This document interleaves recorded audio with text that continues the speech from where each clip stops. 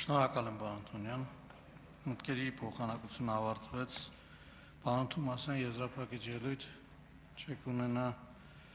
պարոն Մկրտչյան, համեցեք։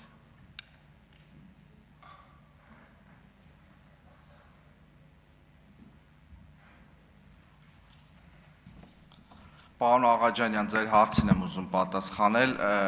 այսօրվա ուսումնասիրություններով առկա Հայաստանում տարեկան գեներացվում է շուրջ 6000 տոննա պլաստիկի թափոն, որից մշակվում է շուրջ 25% ընդամենը, այսինքն միայն այս օրենքի ընդունմամբ մենք չենք կարող դադար վերցնել ու կանգնել ու ազատվել պլաստիկի թափոններից ընդհանրապես ու պետք է ընդունենք ու կիրառենք նաև այլ գործիքակազմ, շնորհակալություն այսքանը։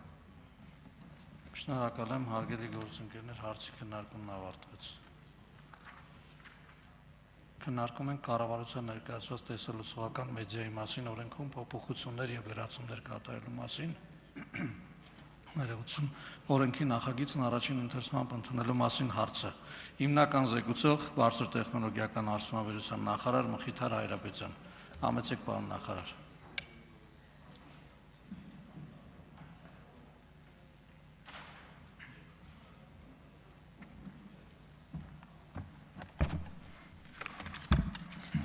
Ազգային ժողովի մեծարգո փոխնախագահ, հարգելի պատգամավորներ, Հայաստանի Հանրապետության տեղեկատվական անվտանգությունը պատշաճ ապահովելու Հայաստանի քաղաքացիներին բացասական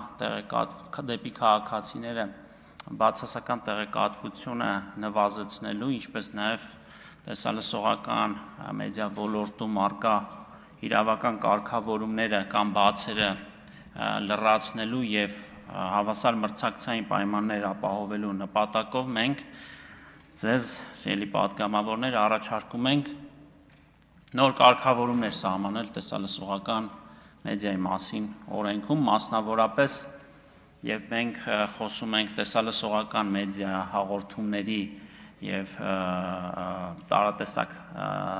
ծրագրերի մասին,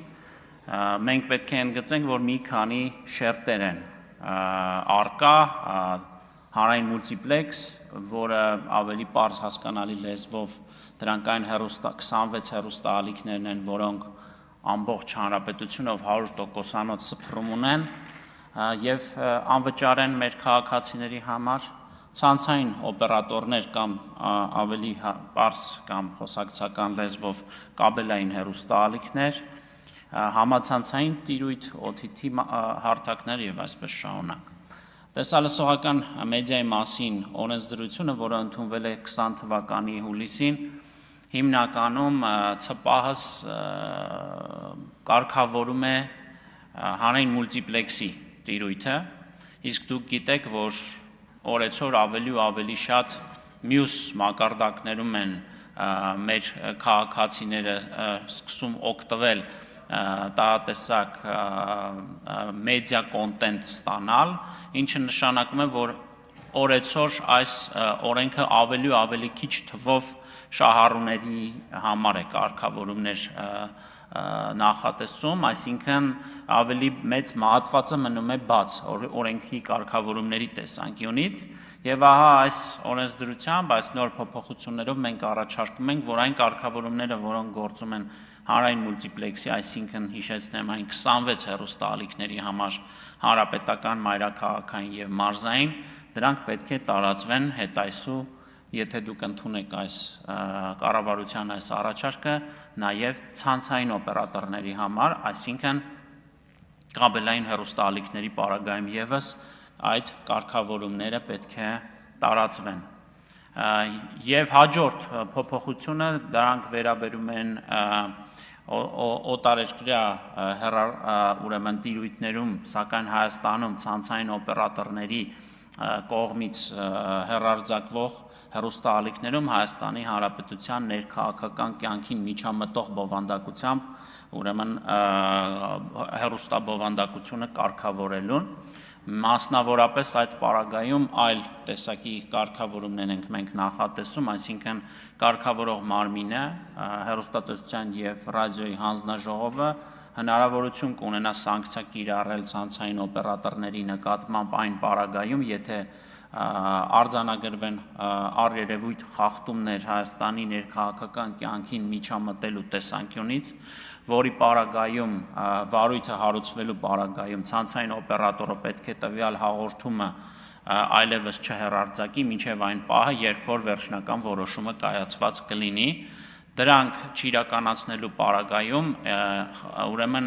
պատասխանատվության ենթակա սուբյեկտ կհամարվի ցանցային օպերատորը։ Բացի այդ մենք նաև տուգանքների մեջ որոշակի փոփոխություններ ենք առաջարկել եւ սահմանել ենք ցանցային օպերատորին լիցենզիայի կասեցման եւ դադարեցման հիմքերը եւ դրանց կիրառման մեխանիզմները։ Սա է ըստ էության այս օրենսդրական նախաձեռնության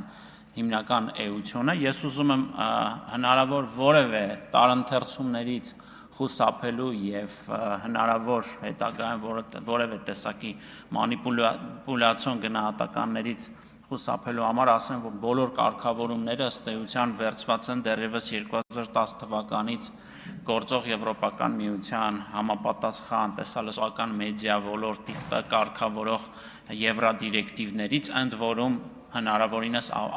ամենամեղմ ձևաչափով, որպեսզի որևէ պարագայում որևէ մեկնաբանություն խոսքի ազատության սահմանման կամ գրաքննության վերաբերյալ չլինեն։ Շնորհակալություն։ Շնորհակալ եմ հարցը ներկայացնելու համար, հարցերի համար հերթագրում։